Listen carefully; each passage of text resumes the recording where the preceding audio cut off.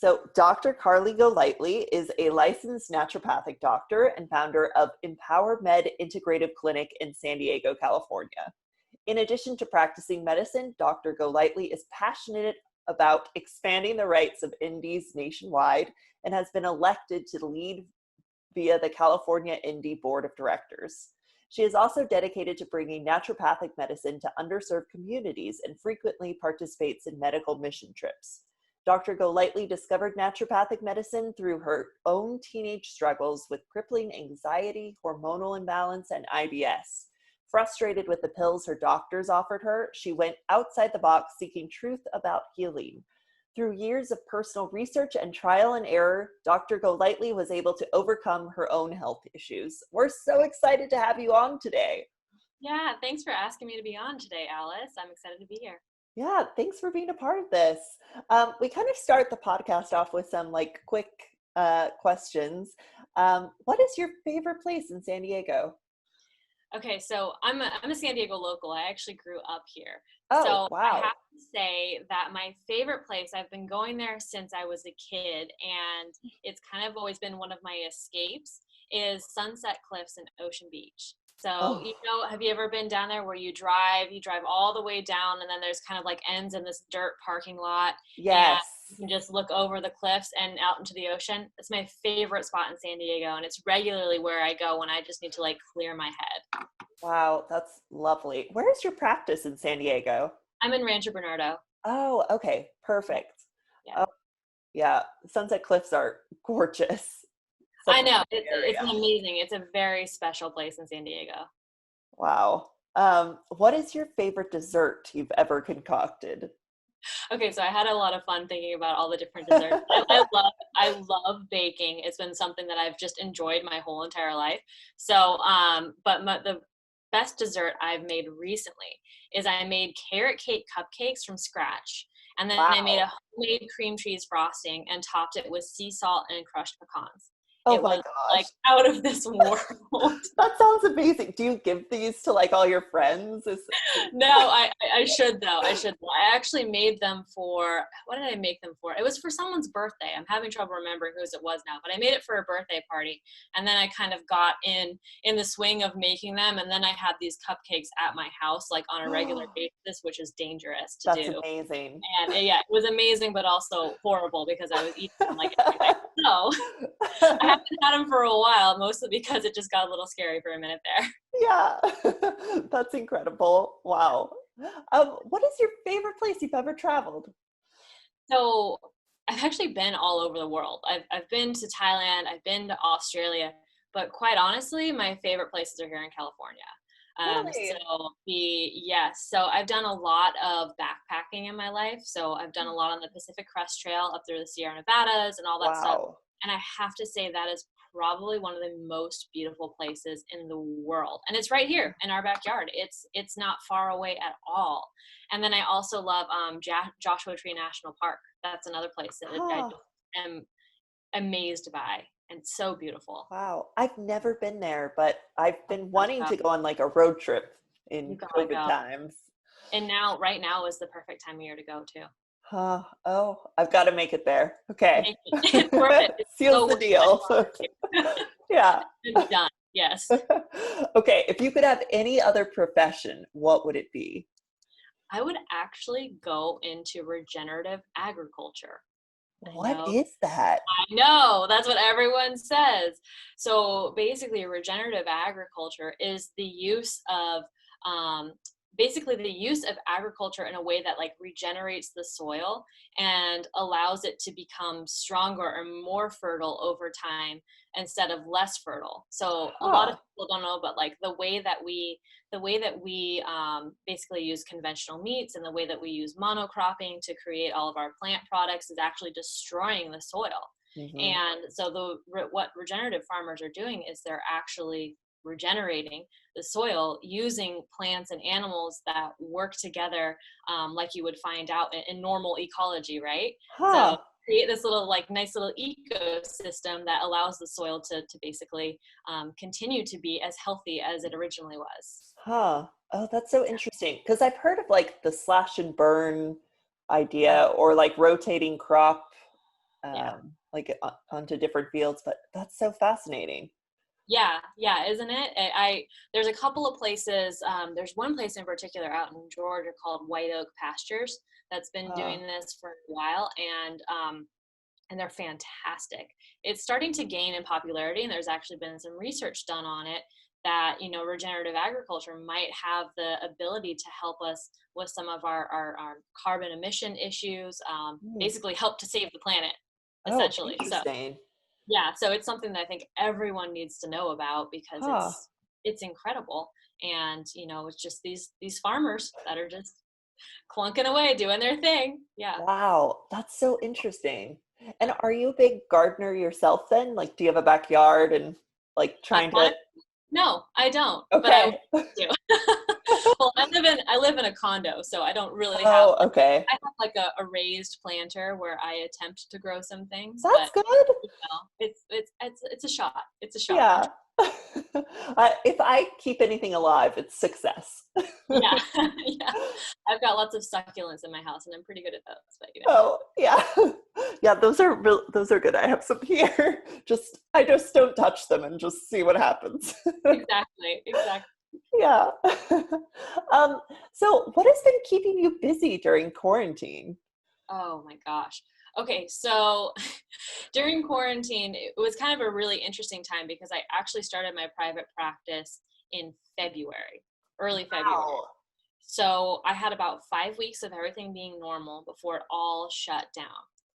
But it was kind of interesting because it gave me the opportunity to really slow down and sit and think and be intentional about where I wanted to take my business, right? Uh, So I got the opportunity to spend more time thinking about what do I want my message to the world to be and how do I want to get it out there. mhm. So I've really been working on my business and forming a business that I actually am, something I'm proud of, something that I want to share with people, and going on podcasts and stuff like this with you, and writing articles on my website, like all these types of things. So that was a big piece of what's been keeping me busy during quarantine, is really just like Mhm. working on my business and having like a really truly like purpose driven business that is not here just to make money, but is here to have like an impact on the world as well. Oh, So that's that's one amazing. thing. Yeah, so that's one thing I've been working on. But then I also picked up some like fun hobbies too. So Ooh, yeah, so I started crocheting again. wow, I know, like a little old lady. that's Made a, cool. made a baby blanket for my boyfriend's niece, which was cool. Oh, that's so And nice. I became obsessed with making the perfect loaf of sourdough bread. So there's been a lot of sourdough bread in my house as well. Yum. Yeah, no kidding. And I started taking dance lessons. Wow, what kind of dance? Everything everything. Oh, So there's a dance studio, like a formal dance studio down the street from my house, and I originally went there because I wanted to learn country two-step. I love country music, and so I just wanted to cool. dance. And so my boyfriend and I started going with that intention. But the way that the studio teaches is that they roll in all these different dance styles into their Oh, curriculum. So not only are we learning country two-step, we're learning cha-cha and rumba and waltz and tango, wow. like everything. And it's just been so much fun. And I'm totally addicted now. They got me. Oh, that is so cool. Is it just virtual, like from your living room? Initially they were doing Zoom classes, and then now they have the studio open so we can all come Oh, in, okay. with masks and everything, and everyone's distanced apart, but they have a nice Yeah. studio, so it works out. Oh my gosh, that's awesome. That's very cool. Um, and can you talk a little bit more about your practice?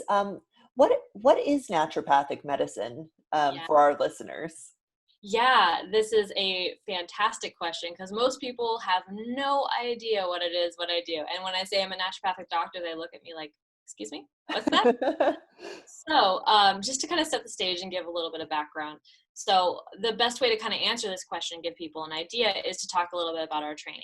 So, we go through 4 years of medical school, most of which looks a lot like conventional medical school. So, we have our years with all of the ologies. We go through the anatomy, the physiology, biology, biochemistry. We learn, endocrinology, gastroenterology, all these different things. Basically, how are we going to diagnose and treat stuff, right? Hmm.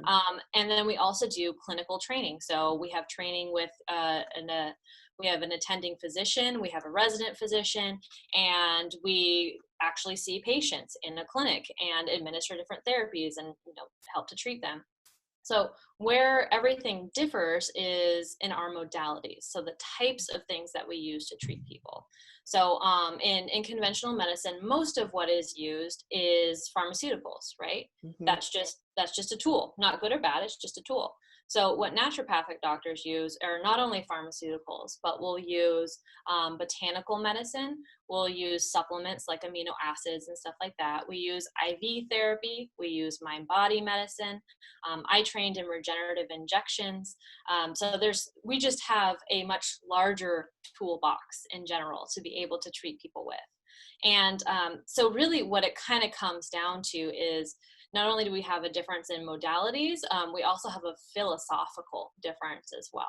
Mm. So conventional medicine for many years has really been focused on what disease. So what's our diagnosis and what pill are we going to give to treat that, right?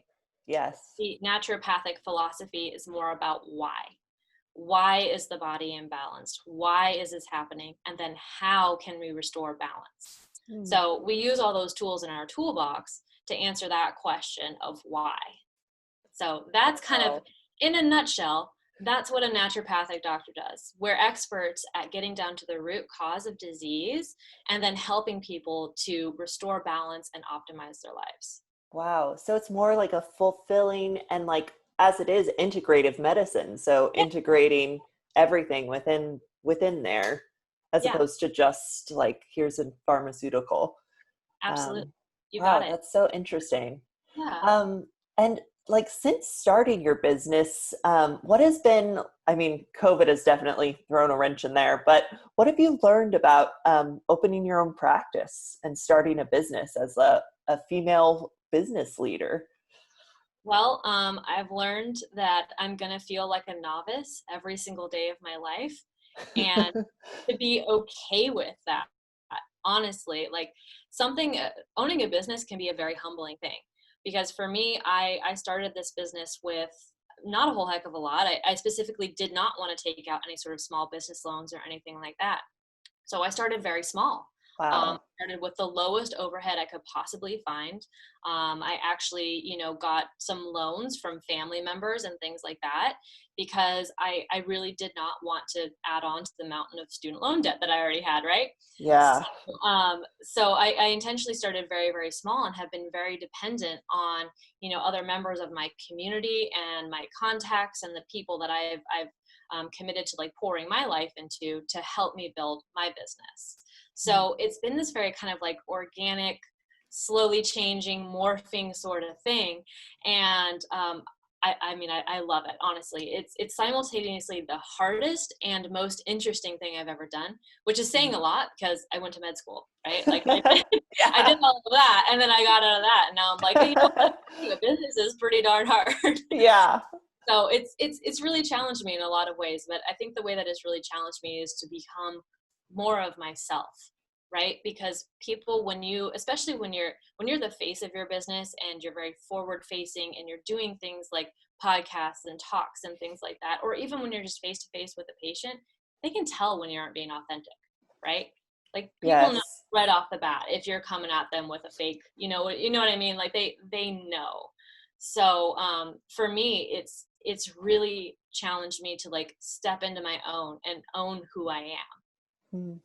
That's wonderful.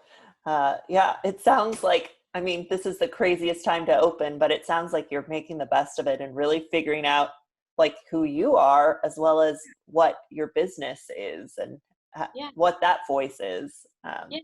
Well, I truly believe that challenges are really an opportunity for growth, right? Mm-hmm. And it's all about just kind of reframing the way that you see the world, right? Bad things are going to happen at any time, at any day. But what are you going to do? How are you going to move through that? How are you going to become better because of it? Yeah, that's wonderful. Put on those rose-colored glasses. Yeah. Yeah, reframe. Yes, exactly. Yeah. You also do a lot of volunteer work. Would you mind talking a little bit about that? Yeah. So this is, unfortunately, it's something that's kind of I've had to take my foot off the gas with that during COVID, right? Because we Makes haven't really sense. been able to do a whole heck of a lot of this type of stuff. But volunteer work, like I'm a big believer that like serving others is the greatest gift that we can give. And I also, from a more scientific research perspective, that's my kind of like esoteric perspective, but from a scientific perspective, there have been studies done that show that people who serve others, who volunteer, are happier and live longer than those who don't. So Wow. yeah, so I really do, I think science is kind of catching up with some of these pieces of age old wisdom that we've kind of known for a long time. Mhm. And like I really do think like the secret to life is really just this idea of like servant leadership, right? So how do you lead? By helping others.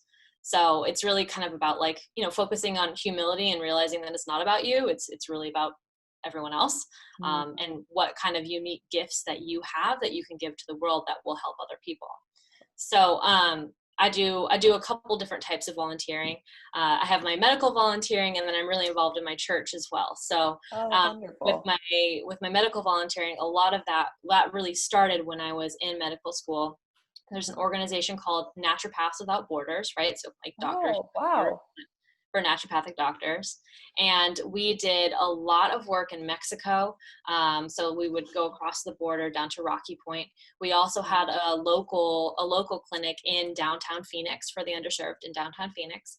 And Wow. then when I went to Thailand with NWB as well. So that's been a really incredible experience for me, and I hope for the people who have come to see me too, because it challenges you like as a doctor and as a human being really to just connect with people from all different walks of life and see not how different we are, but really how similar we are, and how we all kind of have the same desires, right? We Mhm. want to be loved, we want our families to be taken care of, we want to be healthy, and it doesn't matter where you go. That fits everybody, right? Yeah. You're helping Yeah, people with their basic human needs. right, exactly, Yeah. exactly, Oh yeah. my gosh. That's wonderful. So you're just like all over the world, like helping people with as a naturopath, which is amazing. And now here in San Diego with your own practice. What should we be thinking about when we're thinking about medicine? What would be some advice that you could give us? Just kind of changing our mindset. Hmm. Let me think. What should we be thinking about? Honestly, I think that something that people need to understand. I recorded a podcast about this yesterday with one of my friends, which is I think that we need to understand that a lot of the things that make you healthy are completely free. So there is kind of this idea out there that you can't afford to be healthy, right? I've heard that a lot in a lot of different circles, like, oh, I just can't afford to eat well, or I can't afford to this type of stuff. A lot of what you can do to make yourself healthy, some of the best health interventions that we know of are actually completely free. And that's things like I just talked about, serving or volunteering. That's Mhm. free. All it costs you is your time. Going out into the sunlight, getting that vitamin D exposure, completely free. Drinking water, 100% free, unless you're buying the $5 bottles of water from wherever. It should be good quality water, Yeah. right? Switching your food from getting like processed packaged foods to more organic whole foods, that will actually save you money. Mhm. So again, it's going to cost you money, but you got to eat, right? So Yeah. switching your foods over to higher quality foods are going to be really important. Spending time investing in your relationships with your family, your friends, stuff like that, completely free. Exercise, movement is free, right? Getting outside and moving your body, smiling, laughing, all that type of stuff. These things are all incredibly therapeutic, and they're totally free. So starting there, if you're someone who's like, look, I just really can't afford to go see a naturopathic doctor, or I can't afford to, whatever, start there. Start with that stuff. And the other part too, I would say, of it is just understanding that really the things that you do now set the stage for what your life is going to look like in your 50s, your 60s, and your Mm. 70s, right? So the choices that you make right now play a huge role in what things are going to look like when you're 80. So taking that personal responsibility right now in this moment and saying, you know what, when I'm 80, I want to be able to travel the world still. And I want to be able to be there at my grandchildren's wedding and all those types of things. Think about that. Project out what you want your life to look like when you're in that age of your life, and start making choices now that will get you there. I think that that's so interesting. Like you're having us reframe this idea of health in our mind, kind of like what you were talking about earlier, and how to like rethink about things. And I guess like thinking about this integrative whole of what it means to be healthy, Right, which I think right, is that's so fascinating. And right. a great way to think about, oh, like each choice that I'm making is a choice to be healthy. And like even just like what you were saying about the sunshine, that's just Yeah, so lovely. And we can all get that, yeah, which yeah. is especially important right now. I totally agree. I couldn't agree with you more. It's like now, right now, in the time that we're in, we've kind of been forced to get down to the bare bones of things, right? Yeah. So I mean, get out and get that sunshine. Get out and walk around. It's amazing what like a simple 10 to 15-minute walk outside will do for you. It's crazy. Yeah, that is just amazing. And I think like I'm a New Yorker. I grew up in San Diego, but I live in New York right now. But so it's not assured that you'll even get out of your apartment when we've been quarantining. But but San Diegans, like you guys have like the beach, you have the sunshine, you have a backyard sometimes. But every time I get outside here in New York, it's like just that sun is so inviting and warming and like fills your soul in a way. Yeah. So I think that's We're a lot. wired to it. We're wired to need it. You know, Yeah. our brains actually don't function optimally when we don't get sunlight exposure. You Wow. actually, it messes up your circadian rhythm. So when I work with patients that have sleep issues, one of the things that we talk about is getting out first thing in the morning and actually getting bright sunlight exposure, because that's Huh. what tells your brain like, oh, hey, we're awake now. It's time to be awake. And so you get that boost of energy in the morning, and that's supposed to come from, you know, things like getting that sunlight exposure. And then you're supposed to slowly kind of wind down throughout the rest of the day. And that Wow. light, that change in light, so like sunset, as it goes through all those different color changes with the reds and the orange and stuff like that, that's actually sending a signal to your brain to start to transition from daytime awake mode to nighttime sleep mode. Wow, that's so Isn't fascinating. that cool? Yeah, I would Yeah, never know about that. yeah, Wow. yeah, Oh, yeah. but So it makes when you so think much about sense. that, it's like it's not surprising that we have so many people with sleep issues, because we're inside most of the time under fluorescent lights, and Mm-hmm. your brain has not adapted to that environment yet. Ah, You know? that's so interesting. Yeah. Wow.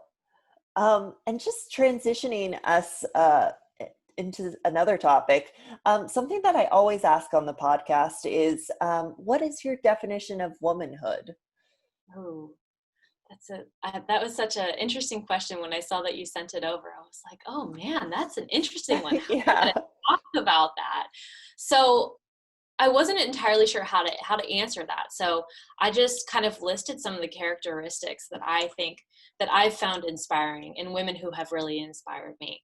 Mm, And some of those things are things like grace, right? Carrying yourself with a certain way, with a certain kind of confidence and understanding that you're worthy, and that you have a mission here on earth, right? mm, um, the other thing is courage, right? So being able to do things, not just because you're brave or whatever, but be able to do things even though they scare you. So things that you really find valuable and you really think have a purpose and a place in this world, you have the courage to stand up for those things, and the mm, courage to to promote them in your life, in whether that be you have the courage to build a strong family, or the courage to start a business, or any number of things.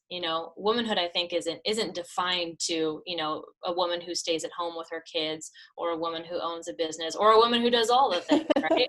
Like we can do anything, but I think what we do is we bring a certain like air to it that, maybe men can, but it's a little bit harder for them to do, so we have this kind of grace, we have this compassion, and we have this ability to bring wisdom to certain situations that, maybe other people aren't able to bring.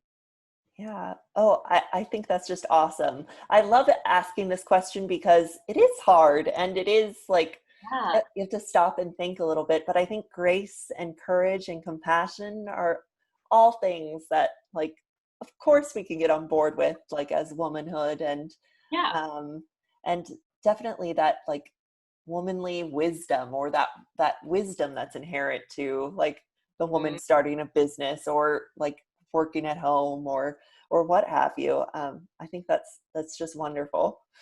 Yeah. Oh, good. I'm glad you Thank you, like that. Dr. Golightly. Yeah. Man, I'm not sure how to answer this. Oh, yeah. And I think it changes. Like, it'll probably change like 30 seconds from now, your Sure. definition for it. But Right. As most that's what makes it interesting. yes. Yeah. If you had any advice for a woman just like walking down the street, and you could give them like one piece of advice, what would it be? Oh man. Any woman at all, just walking down the street, and I just Yeah. honestly, so everyone has some kind of dream. Everyone has something that they want to do with their life, but for one reason or another, they're not doing it. Mm. Whether that be they want to get healthy so they can run a marathon, whether they want to start that business, whether they want to renew that relationship with that person in their family. I feel like everyone has something that for some reason they're not quite doing.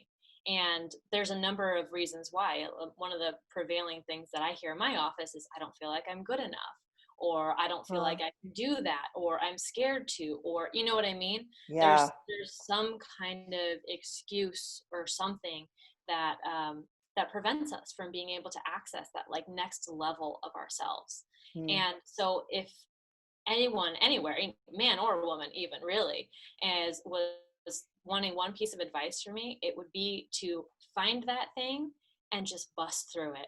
Just start making progress on it, Huh. because you do not want to get to the end of your life and say, oh man, I really wish I had done that, and it sucks that I didn't because I was so scared about money. You know what I mean? Mm. Like Yeah. that is a big fear that's out there of people. Like, what if I don't have the money? What if I fail? What will other people think of me? All these types of things that really keep us living like a half life. you Yeah. know you're That makes not a really lot of fully sense. doing what you're here to do. And I believe that each and every person has a unique set of skills and abilities that they can give to the world. And I don't want anyone to go through their whole life not being able to fully express that. Yeah. So that would be my advice to anyone. That's amazing, Dr. Golightly. Was that your practice for you, starting a practice?